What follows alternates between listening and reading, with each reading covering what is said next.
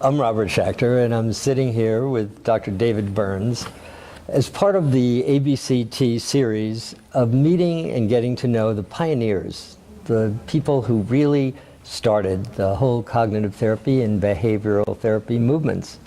So David, yes. How did you get started in this business? Well, I started out in biological psychiatry at University of Pennsylvania Medical School, and I was doing research on the so-called chemical imbalance theory of depression and treating patients with psychopharmacology, antidepressants and etc.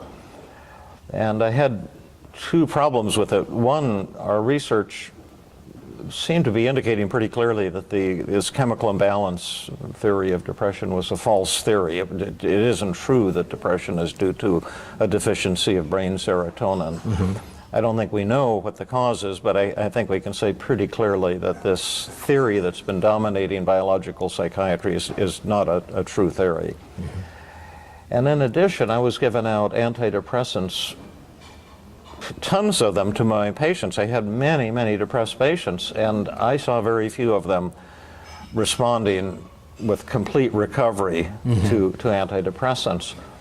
I remember we had a research unit at the VA hospital, and there was a depressed veteran I'll call Fred, and he would just sit every day in the day room staring at the wall, and he would chain smoke cigarettes, and his fingers were all stained yellow from the tobacco, and he didn't do anything. He'd go up and say, "Fred, why don't you do something? Play some pool or go outside or get active or something." And he'd look up at you and he'd just say, "I want to die."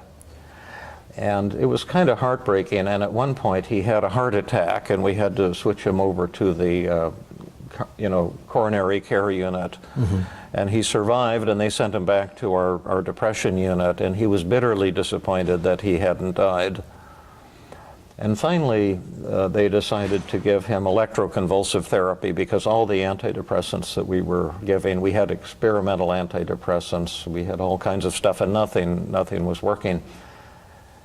And so they started a course of electroconvulsive therapy, and one of the other residents was his doctor, and the other resident went on vacation and said that he had one more electroconvulsive treatment, and would I administer it, because he was going to be out of town, and could I just finish it up? And I said, "I've never given ECT." So he said, "Oh, it's real easy, you just do this and this and this." And so I said, "Okay, I'll take a shot at it." So we took Fred on the gurney down to the operating room, is where we did the ECT, and administered a short-term anesthetic, and turned on the current, and he had his convulsion. And then they wake up real quickly, put him over to a recovery area, and I was standing there with him as he came to. And of course, after ECT, you forget a little bit. There's some memory loss, and he woke up and he said, "Where am I?" And I said, "Well, Fred, you're in the VA hospital, and we've just completed a course of 15 electroconvulsive treatments for you, and I think it's going to really help you. How are you feeling now?" And he looked up to me and he said, "I want to die."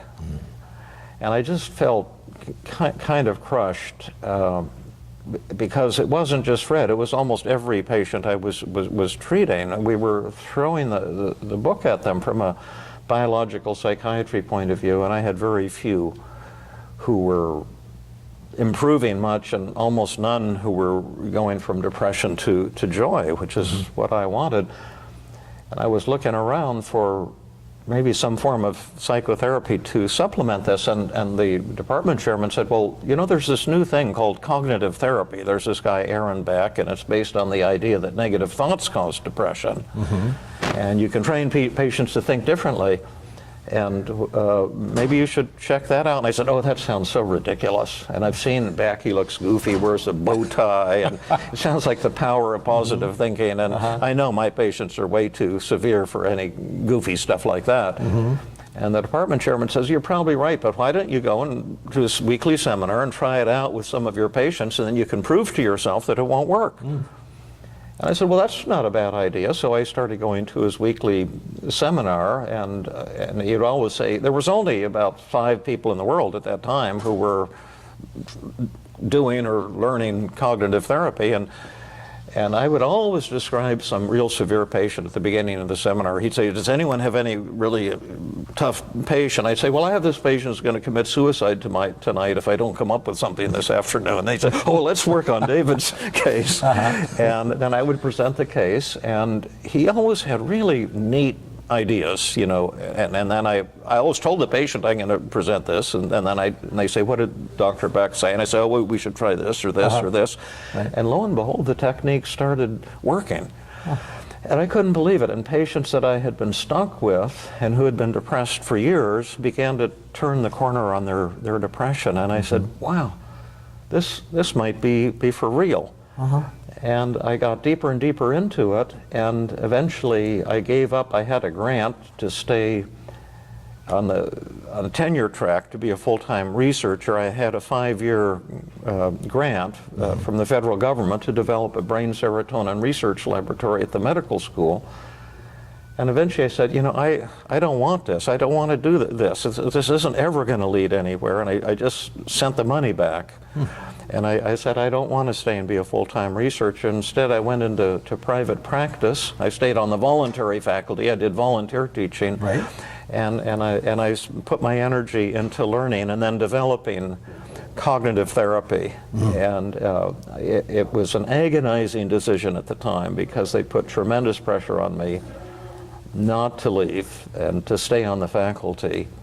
And I'm so glad that I made that decision. It put my whole life in a different direction, and I've been grateful ever since. Yeah, those directions are very powerful. And so how has your view of cognitive therapy as it is changed since you started? It's changed pretty dramatically.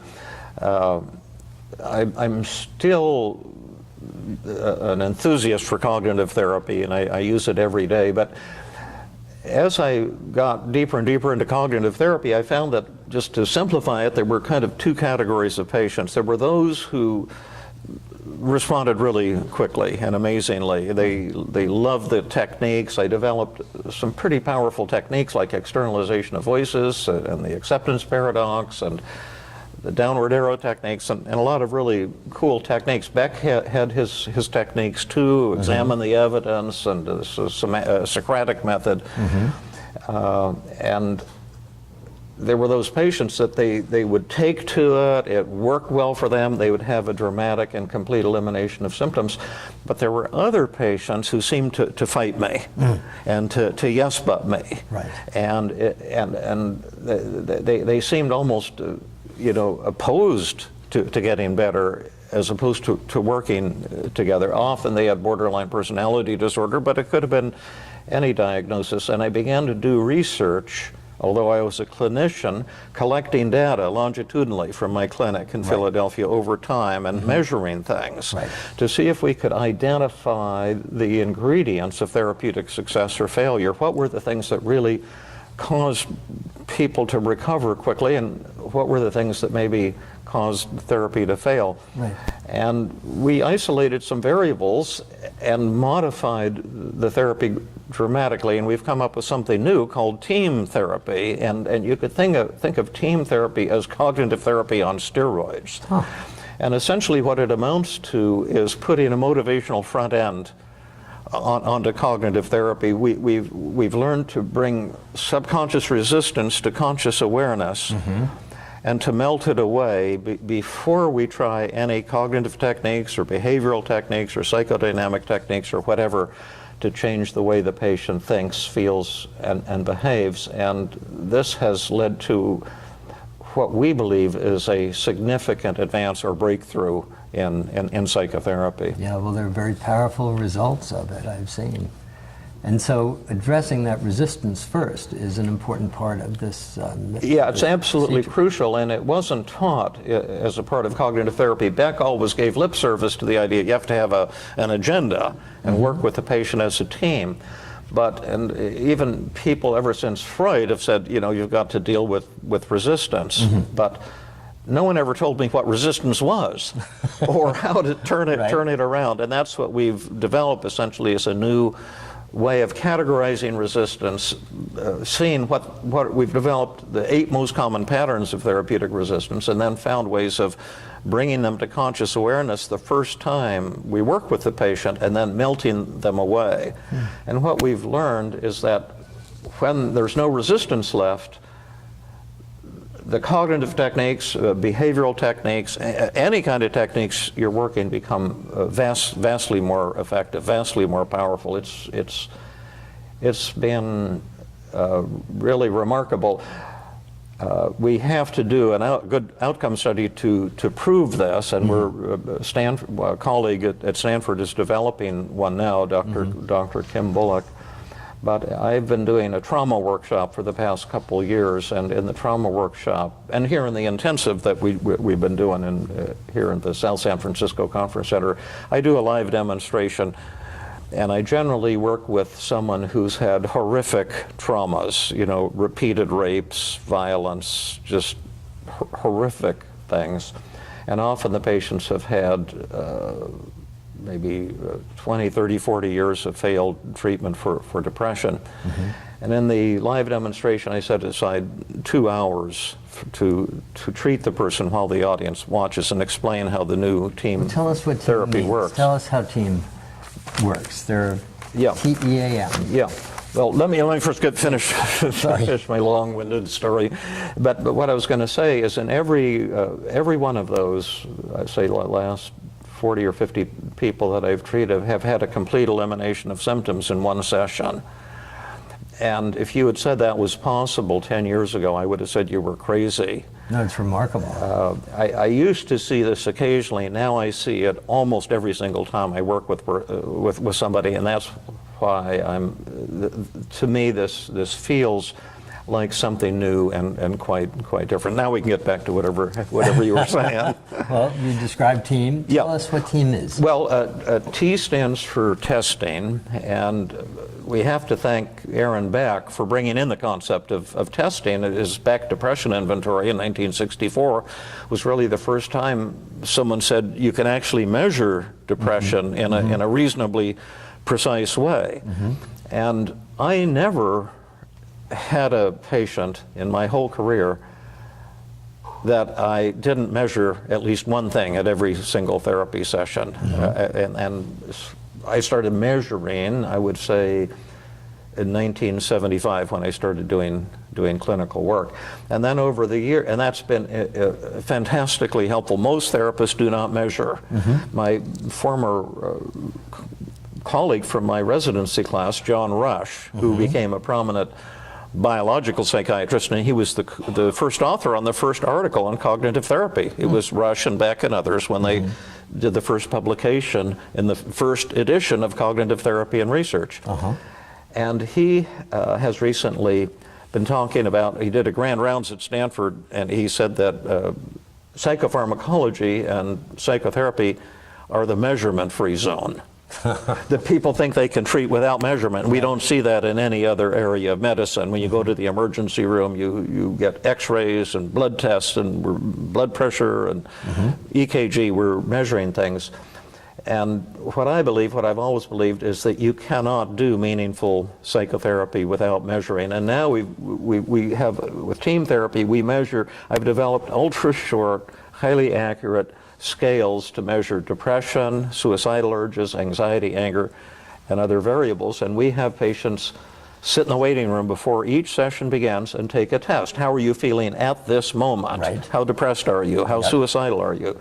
They hand that to the therapist at the beginning of the session, and you can look at it and see exactly how the patient's feeling. Then you have the session, you hand this back to the patient at the end of the session, they sit down in the waiting room and take it again.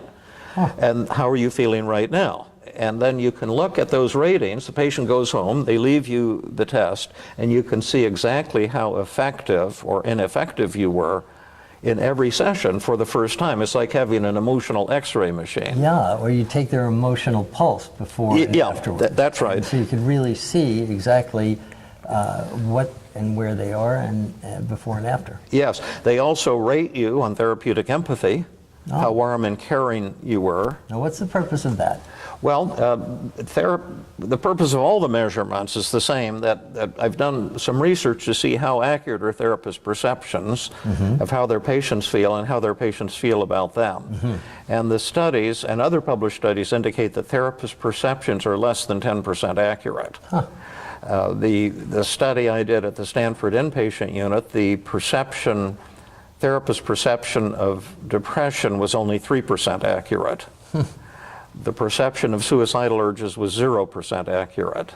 The perception of the patient's anger was 0% accurate. And what the therapist is guessing the patient feels, but this gives them concrete. This shows data. you for the first time how they're really feeling and how they feel about you. And the empathy test is so sensitive that most therapists, when they use it, will get failing grades from every patient at every session.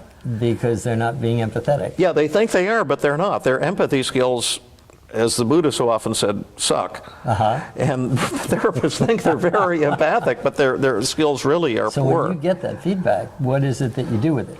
Well, you process it with the patient, and if you do it with warmth and humility, you can deepen the therapeutic relationship. And if you want to cure the patient or see the patient recover, those numbers are invaluable. That really is. And because once you see what's happening in every single therapy session, you say, wow, I got a 20% improvement. Could I get a 30% improvement? Could I get a 50% improvement? And it's just like in professional sports. We have here Stephen Curry and the Golden State Warriors, and he's fantastic at shooting three-point baskets. Why is he so good?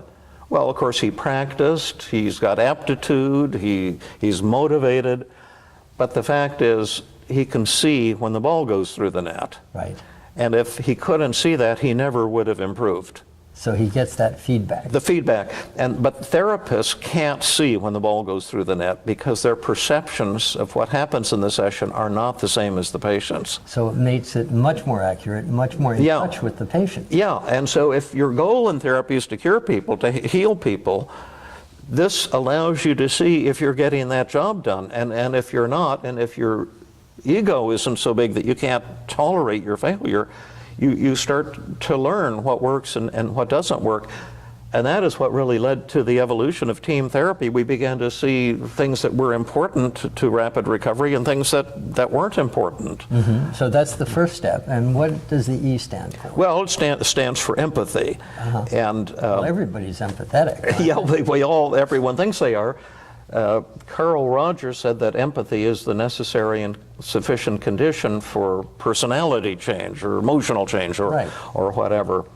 That turned out not to be the case, but empathy is important because if you've got powerful tools to help a depressed patient or an anxious patient, but the patient doesn't like you or trust you, your tools aren't going to be effective. So at the start of every session, you need to empathize. And in team therapy, we've developed some very powerful empathy training techniques to help therapists develop a high degree of empathy. So there's a procedure actually that you can teach, so people will in fact be understood better and feel the patient feel them more in touch with them. Yes, if a clinician has the desire and the humility to develop superb empathy skills, we have training methods that will allow therapists to do that.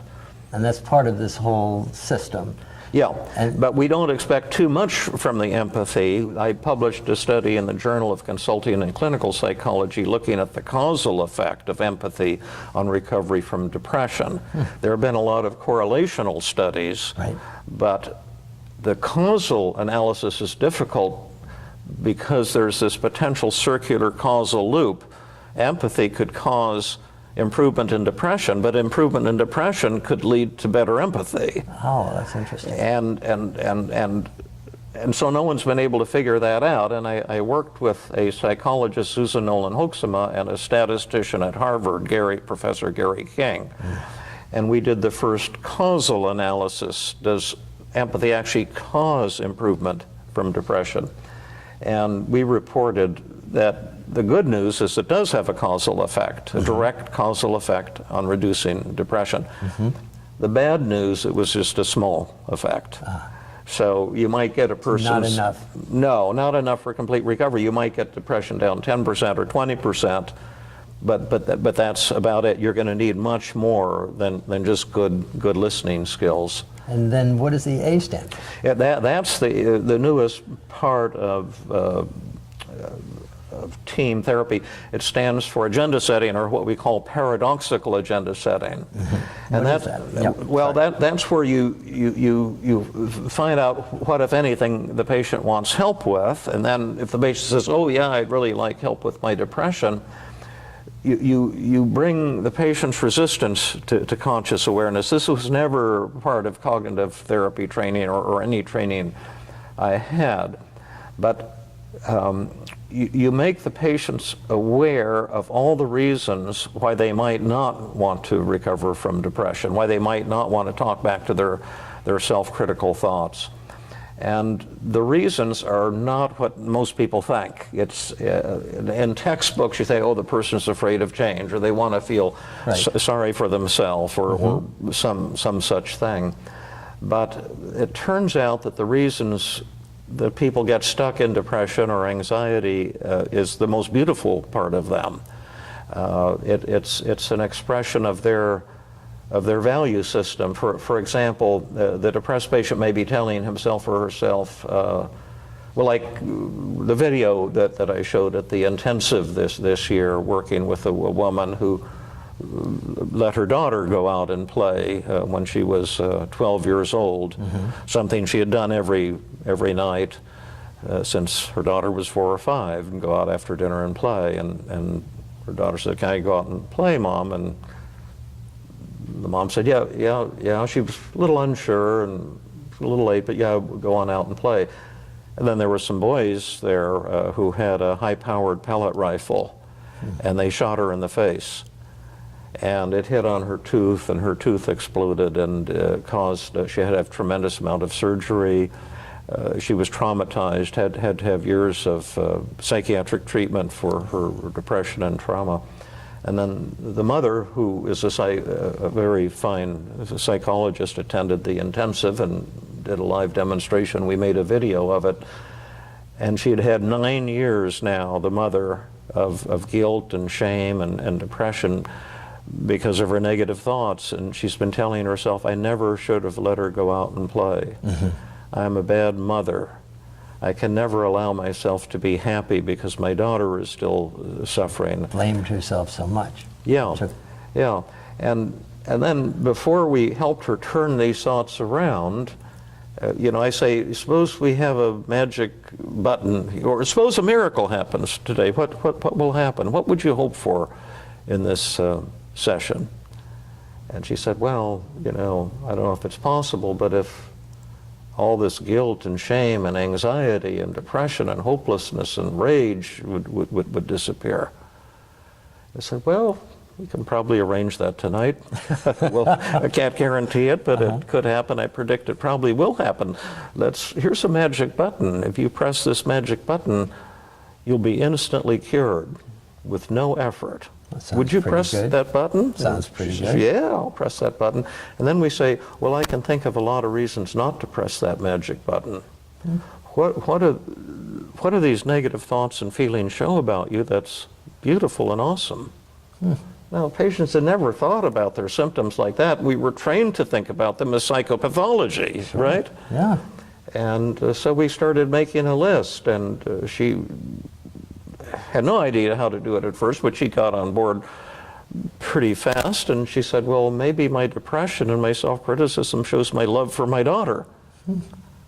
Well, that's a good thing. You're 90% depressed, you press the magic button, you'll be happy.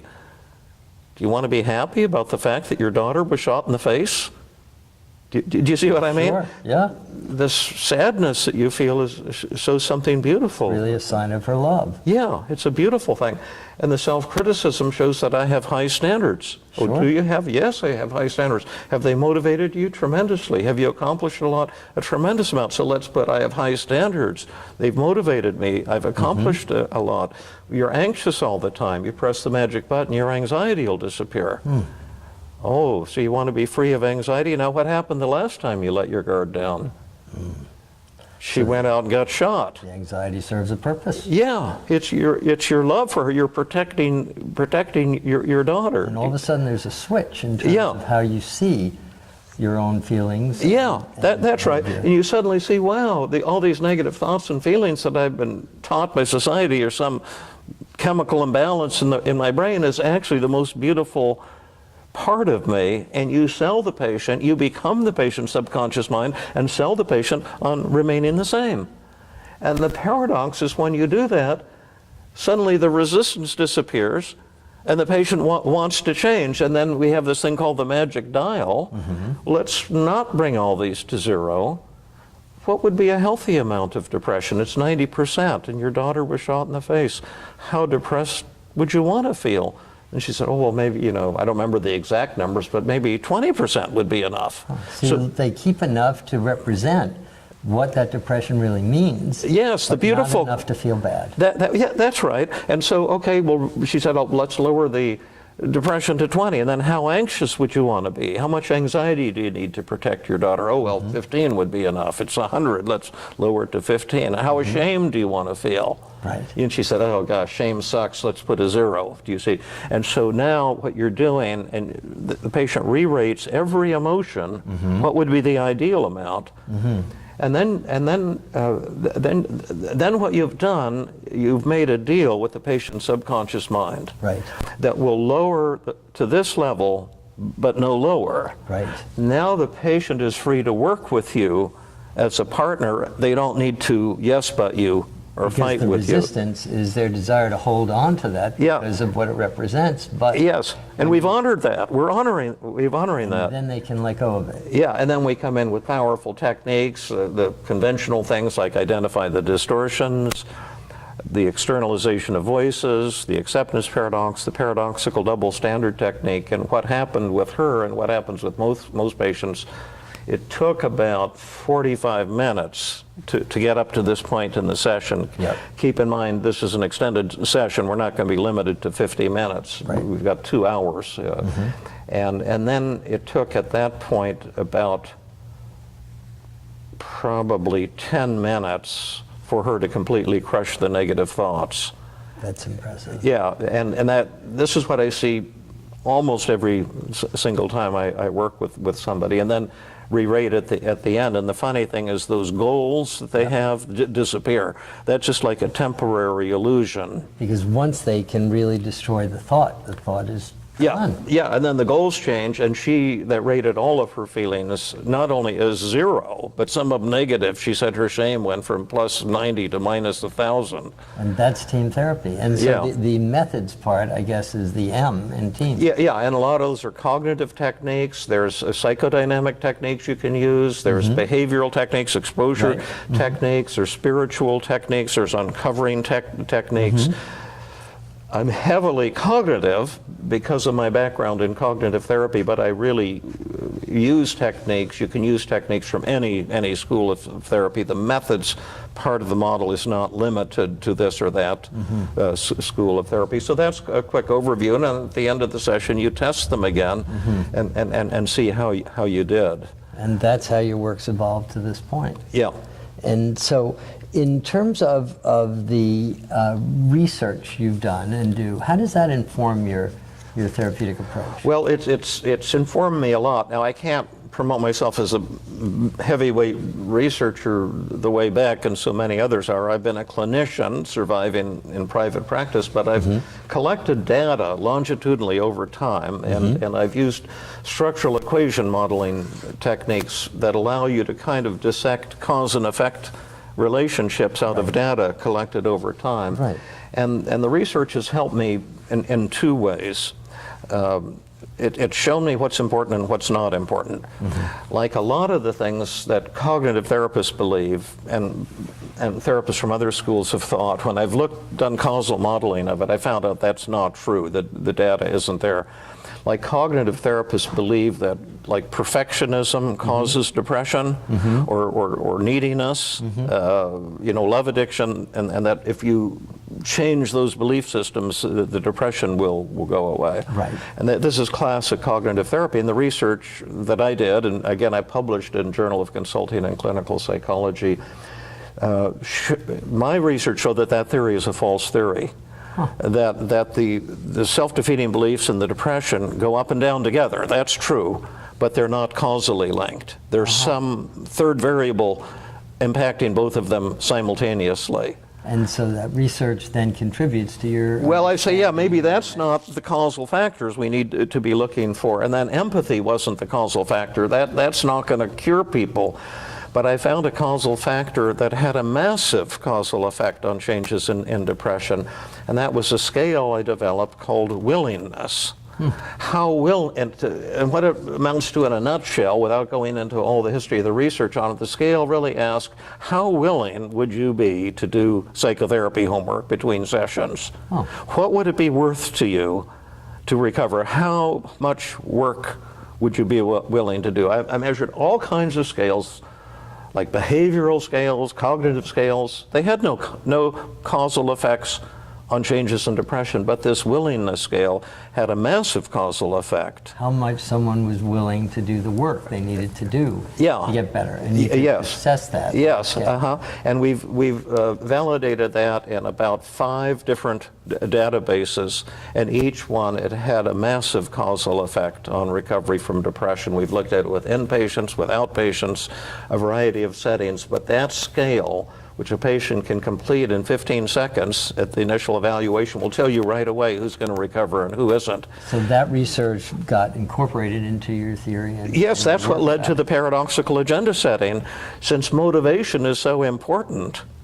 See, that I call this the motivation revolution. Beck and Albert Ellis brought in the cognitive revolution. That was huge, but now we're seeing that our motivation has also a massive effect on how people think, feel, and behave. But it's not being taken into account in research studies. See, in research studies, they just take like veterans with PTSD and then they throw something at them. Right. They'll throw cognitive therapy at them, or EMDR, or prolonged exposure. Independent variables. And it's like the patient is a diagnosis and you're going to impose something on them. And they get poor results with all of these things because the treatment isn't being individualized and no one's taking resistance into account. And what we've seen is that if you're willing to learn these new anti-resistance techniques, it makes, at least as we see it today, here in 2016, in August, it makes a massive impact on the speed of recovery. I think the impact is even bigger than the impact of cognitive therapy in the 1960s and 1970s. Truly fascinating. You know, today the therapeutic approaches that are used, that are considered cognitive and behavioral, involve mindfulness and acceptance, commitment therapy. Where do you see therapy as a whole going in the next 3 to 5 years, if anything? I don't know where it'll go, because it seems to go where it wants rather than where I want it to go. You know, but where I would like to see it to go, I would like to see an end to all schools of therapy. And people get angry when I say that, and perhaps rightly so, because you know, the Becks, the Ellises, the Freuds of the world have contributed a lot, a tremendous amount, in terms of our understanding of human nature, our understanding of suffering, and techniques to treat suffering. But I think it's time to give up schools of therapy and move to a new data-driven science of psychotherapy. See, you don't have schools of medicine. You imagine if you had a penicillin school. So you have a broken leg, you go to the doctor, he gives you penicillin. You say, why am I getting penicillin? Well, I'm in the penicillin school. I treat everything with penicillin. It would be nutty, but that's how psychotherapy is set up. You see, if you have a marital problem and you go to a cognitive therapist, what are you going to be treated with? Cognitive therapy? Yeah, and one thing I learned early in my career, don't ever treat marital problems with cognitive therapy, because not only could it never help, it always makes marital problems worse. People with marital problems have cognitive distortions, don't they? Yes, my husband is a loser. All he cares about is himself. It's all his fault. Oh, well, Sarah, look at all your distortions. Blame, mind reading, all or nothing thinking. She'll just get pissed off at you. Now she's got 2 in him. He's a loser of a husband and a loser of a shrink. You need other methods to treat relationship problems. But if she goes to a psychodynamic therapist, she'll get psychodynamic therapy. If she goes to an EMDR therapist, she'll get EMDR therapy. To me, that makes no sense. I'm saying let's develop a structure of how psychotherapy works. Psychotherapy in general. Yeah, and we can then plug any methods we want into the methods part of that model. And so where I would like to see is a data-driven science of psychotherapy that good money drives out bad money. To see what works for what, and that would be used. Yeah, and measurement, based on measurement. And I think the discoveries of the future won't come from big-name researchers, but from clinicians. We now, my son and a programmer and I have been developing a new electronic tool for our brief mood survey. And it should be ready for launch in a week or 2 weeks at most, and patients will be able to go into the waiting room and take out their cell phone and take the scales on the cell phone. It just take a minute, it'll go instantly into the therapist's electronic record and database, and then at the end they sit down afterwards, type it in again, and goes right into the record, and then the therapist will have a beautiful electronic record of all the scores, how they've changed over time. See what's worked and what hasn't. Yeah, and I think something like that will be, I think right now maybe 3% of therapists in the United States use measurement at every session. And I think in the next 5 years, that will disappear. Like, it will become a requirement. You must measure, just like if you want an emergency room, you must have an x-ray machine. You must have blood tests. It really puts you so much more closely in touch with the patient. It's really, really fascinating tool. Yeah. And then just in general now, you are a very interesting person and a brilliant person. I know. That's what I've been told here. And very loquacious. Will the guy ever shut up? But what do you do for fun? One of the things I do the most for fun, I used to be a dog person. Our dog died. I used to hate cats because they're so narcissistic. They threaten my narcissism. I couldn't stand it. And my wife kind of converted me to a cat person, and we've taken to adopting aggressive, adult, predatory cats. Sounds like a scary house to visit. Well, actually, my wife has shown me, and together as a team, we turn them into loving, sweet lambs. And it's one of the, our kids are grown, but these are our new children, and we pour them tremendous time and attention and affection, and they give us so much in return. And to tell you the truth, happiness for me is lying on bed, watching television. We have 2 feral cats. They take turns getting on my lap and purring, and then watching Donald Trump scornfully on television, hoping he blows his fuse before too long. But that's heaven to me. I don't want to go on vacation. We're back in California now. It's like heaven. I have a free training group at Stanford for Bay Area clinicians, can come for free and get unlimited free training, unlimited free treatment at our Tuesday group at Stanford. And go into the Tuesday group, and Jeffrey, who's doing the video here, is in our Tuesday group. And it's like heaven to me. The students come, Stanford students, community therapists, they open up, they do personal work, they cry. They develop deeper connections to each other. To me, it's just like heaven, teaching and being with my students and colleagues. And we've had gifted clinicians who have come. Jill Levitt, for example, Helen Yenny Comption are co-leaders of the Tuesday group, former students who are now brilliant teachers, brilliant therapists. And I'm so grateful to be able to hang out with them. They've contributed in huge ways to the development of this new model, and just to me, I just feel so grateful to be alive. And I don't ever want to go on vacation, because every morning when I wake up, I feel like I'm in vacation. We're finally home in California. It took us 20 years to be able to move back home from Philadelphia to California, and because I was in medical school here, and we couldn't afford to move back, and we felt really like so kind of alone there in Philadelphia, like we missed home. And we promised the kids one day we'll we'll make it home. And I didn't know if we'd ever be able to. When we finally did about 20 years ago, and when I came back and I was driving around, I used to cry at every street corner because I'd remember I was a medical student, I was on my motorcycle, you know, I picked up this girl here or some such thing. And it's just, I just, every day I feel like I'm in heaven. We like just a feel. beautiful, full life. Yeah, very, you know, incredibly blessed. Yeah. Well, thank you very much. This has been a pleasure. Thank you. Thanks. Okay.